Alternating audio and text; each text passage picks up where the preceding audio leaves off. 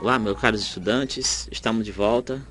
Vamos começar agora nosso terceiro módulo da aula. Nós vamos falar hoje um pouco sobre as florestas do Brasil e algumas propostas ambientais, ok?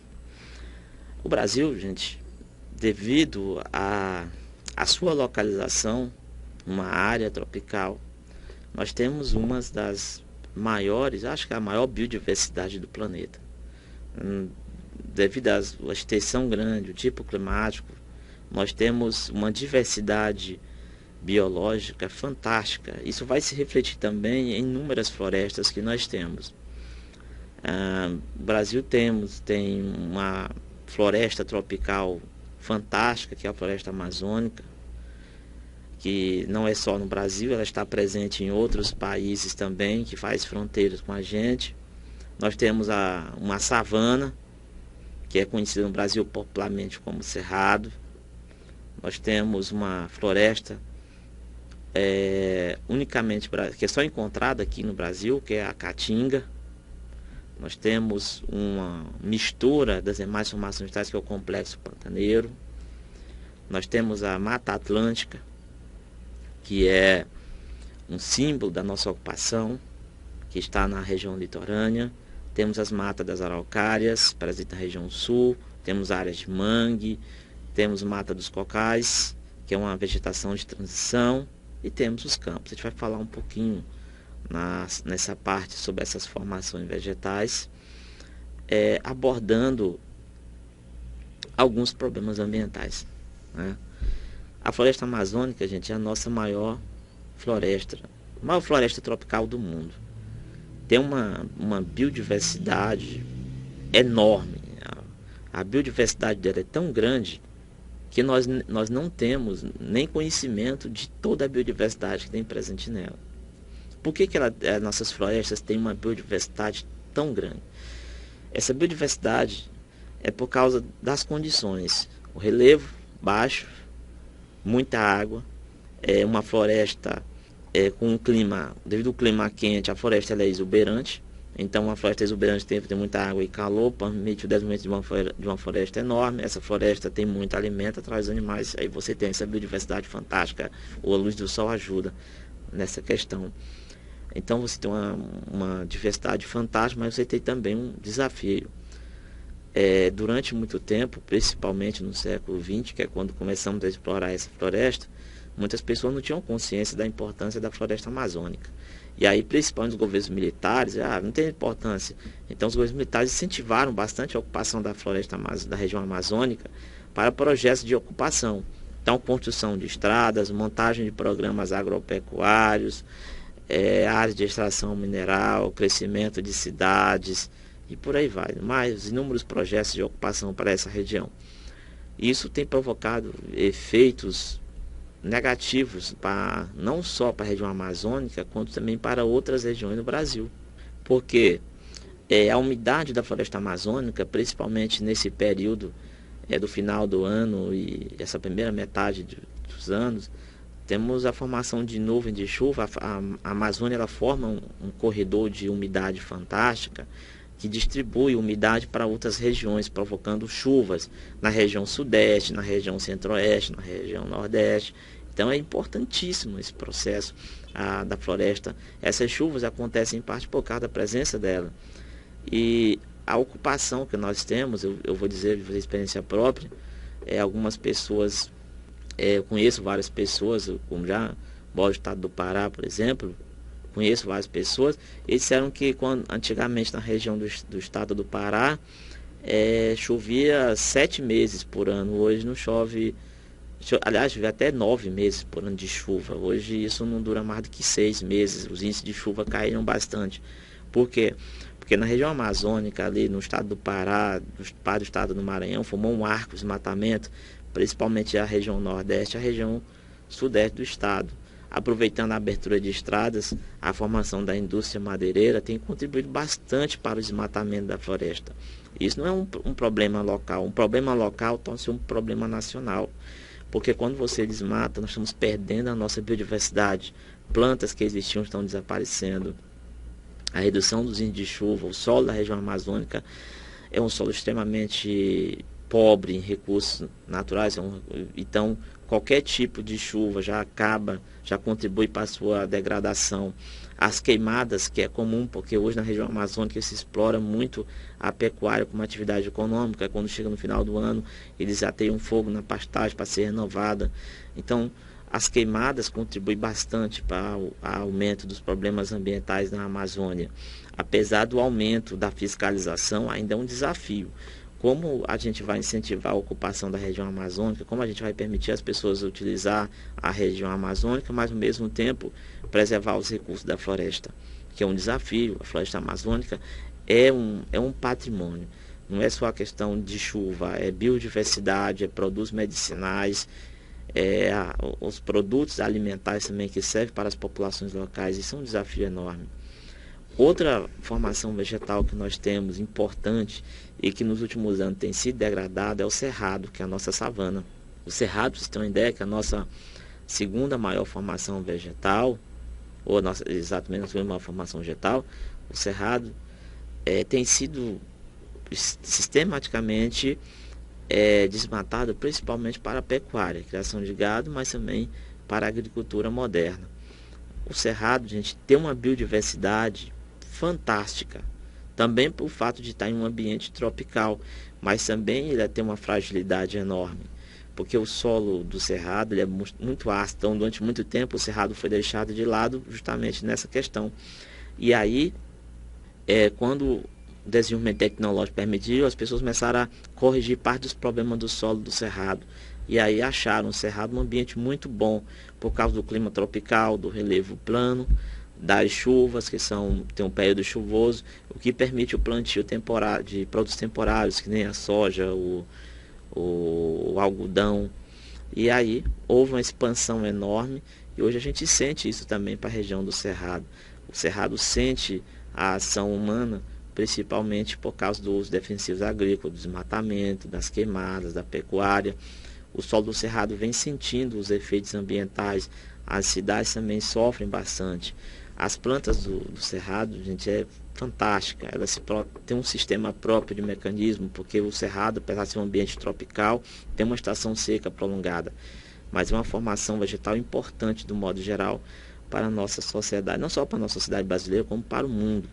A caatinga, que é uma outra formação vegetal presente no nosso país, que é encontrada somente no Brasil, que é uma vegetação bem adaptada a um ambiente seco, né? Por isso que ela tem aquele tom espinhento, aquelas árvores. Quando a gente assiste um documentário falando lá da caatinga, a gente vê aquelas árvores tudo sequinha, que a gente imagina que está morta. Não, é uma vegetação que ela faz aquilo justamente para se proteger e economizar água. É talvez uma das nossas formações vegetais que mais tem sofrido com a ação da natureza. Eu considero a caatinga nesse aspecto também, porque foi nessa região no Nordeste, foi a primeira região de colonização, e ela foi colonizada através da atividade econômica da pecuária, que a pecuária, queira ou não, mesmo sendo uma pecuária extensiva, uma tradicional, ela provoca seus impactos ambientais. As pessoas foram morar para lá, foram fazer atividade agrícola, utilizam-se um método bem tradicional na região da Caatinga, que é o desmatamento, posteriormente as queimadas, posteriormente o plantio, o abandono dessas áreas, que tem provocado impactos ambientais. E o que aumenta esses impactos ambientais para a região da Caatinga é principalmente por causa da extensão do clima, que já é seco, e você desmata, você contribui ainda mais para o clima seco. Também o solo tem suas fragilidades.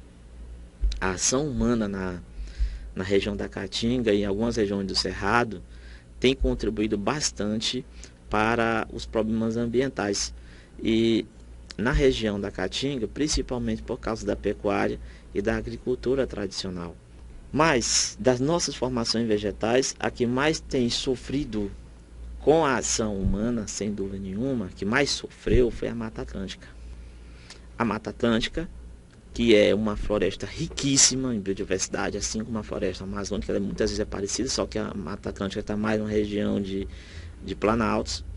Ela hoje, gente, só restam 5% dela, de 5 a 7%. porque ela foi uma floresta que está num ambiente de clima tropical, úmido, chove bastante, um solo em algumas regiões são férteis, principalmente na região nordeste, na região da zona da mata, mas ela sofreu porque foi lá nessa floresta que aconteceu a exploração do pau-brasil, no período do Brasil colonial. Então as pessoas foram tirando as suas aves, também houve um crescimento da malha nas áreas urbanas e foram se matando. Hoje, de todas as florestas brasileiras, a mais devastada, sem dúvida nenhuma, é a Mata Atlântica. E é por isso que hoje existem uma série de ONGs e grupos que trabalham com o objetivo de preservar essa área que é muito importante para a gente. Assim, gente, toda a formação vegetal é importante, mas a Mata Atlântica é a que mais sofreu. Assim como as matas de araucárias, que está presente no sul do Brasil, também sofreu bastante, porque ocorre o aproveitamento de madeira, e eles utilizaram essa madeira para N finalidades. A mata de araucárias também já foi bem desmatada, resta 20% dela, principalmente na região sul. Aliás, já está presente na região sul, mas também já sofre os impactos ambientais. Os campos na região sul do Brasil sofrem os impactos ambientais por causa da pecuária para a região, provocando no sul do Brasil também existe problema de desertificação por causa da utilização desordenada do solo. Existe também a questão litorânea, né? As regiões do mangue têm sofrido bastante com o crescimento das cidades. Nós estamos destruindo uma área de limpeza, uma área de reciclagem de matéria orgânica, nós estamos destruindo a área de nascente de diversos tipos de aves que nascem naquelas regiões. E o Pantanal também tem sofrido bastante com a ocupação humana. Por quê? Porque o Pantanal ela tem sido utilizado principalmente para a questão da pecuária, criação de gado. É um desafio enorme. Perante esses problemas de utilização, desmatamento, os impactos ambientais sobre as nossas florestas, tem surgido sempre uma pergunta: o que fazer? Com relação à questão, o que fazer com relação a esses temas, por exemplo, a questão da água. O que fazer para que a gente possa reduzir o problema ambiental provocado pela escassez de água? Gente, sério, um problema, um desafio, né? O primeiro desafio, acho, e todas as pessoas já têm consciência disso, é importante a questão da educação. Educação é algo fundamental. Educar as pessoas para a importância de água já é o primeiro passo importante para a gente manter a água, né? Para a gente fechar essa última parte do nosso curso. Outro ponto é como prevenir a poluição da água. Muitos recursos, muitas águas nós temos, ou um rio está poluído. Então, um desafio é como a gente despoluir, ou como a gente manter aqueles rios limpos. Outro desafio é como a gente tratar a água que está poluída. Como a gente recuperar ecossistemas. Aqui no Brasil nós temos o exemplo do Rio São Francisco. Muitas nascentes que formavam pequenos rios que alimentavam o Rio São Francisco morreram. Então, como a gente recuperar essas nascentes? É um grande desafio.